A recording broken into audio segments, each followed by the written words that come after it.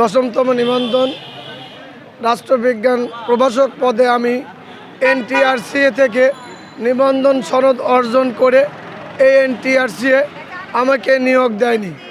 নিয়োগের দাবিতে আজকে আমি পাবনা থেকে এসেছি এনটিআরসিএ কার্যালয়ের সামনে অবস্থান কর্মসূচি পালন করছি।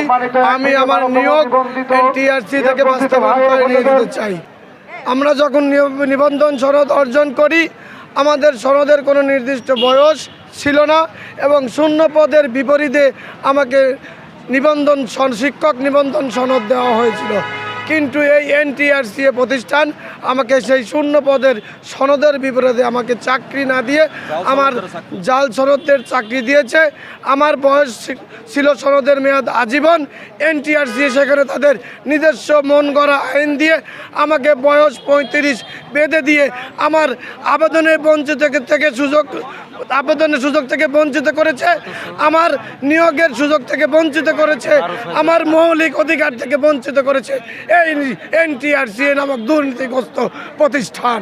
যতক্ষণ পর্যন্ত এনটিআরসিএ নামক এই দুর্নীতিগ্রস্ত প্রতিষ্ঠান আমাদের নিয়োগের জন্য প্রজ্ঞাপন জারি না করবে ততক্ষণ পর্যন্ত আমাদের অবস্থান চলমান থাকবে। এই অবস্থায় ফ্যামিলি পরিবেশন নিয়ে আমি দুর্বিষহ জীবনযাপন করছি। আমার নির্দিষ্ট কোনো সাংসারিক ব্যয় বহন করার মতো কর্ম আমার নেই। আমি শিক্ষিত, আমি রাষ্ট্রবিজ্ঞান অনার্স মাস্টার্স অর্জন করেছি, শিক্ষক সনদ অর্জন করেছি। আমি সেই সনদের বিপরীতে আমার মৌলিক অধিকার চাকরি, সেই চাকরি থেকে আমি বঞ্চিত হয়েছি।